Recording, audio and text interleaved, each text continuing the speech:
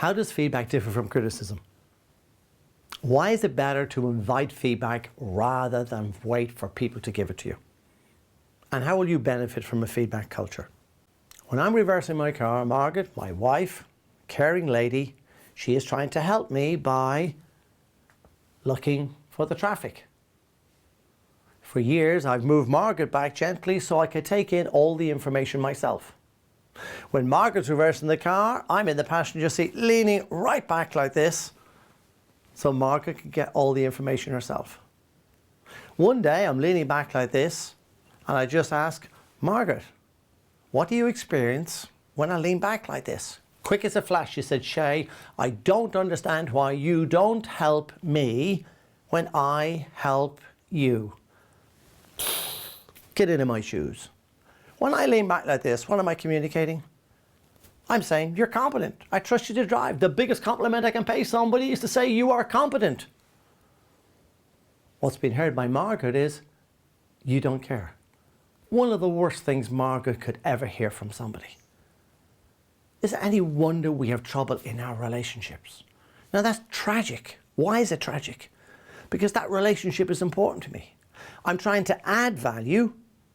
In actual fact, I'm eroding value. The tragedy is, I'm not aware of it. The tragedy is, I'm not aware of it. How many of us, good intentioned, good-willed, are doing things and we will be the source of dysfunction and not even aware of it? How do we find out? How did I find out? Because that dysfunction has been going on for years. I asked. I invited feedback. And if you want to minimize the amount of conflict, moaning behind backs, rows in your world, invite feedback from your people. Successful people, people who are successful in their relationships, who lead effectively, invite feedback on a regular basis. That's how you find out. You check, you ask. And please be very careful going with your own perceptions on things. My perception tells me this paper bag is empty.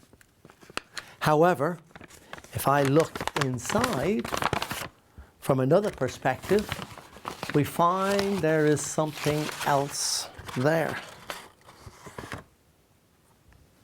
A different perspective. And how often have I heard this being said, oh, in our team, we get on really well, we have no problems in our team.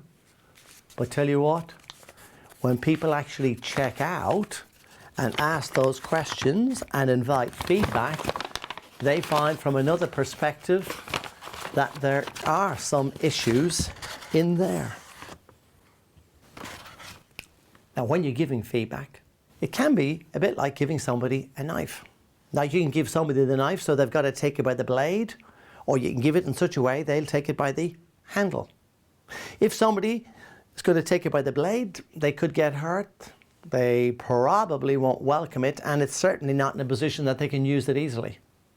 Whereas when you give it by the handle, they're much more likely to welcome it, and it's now ready to be used.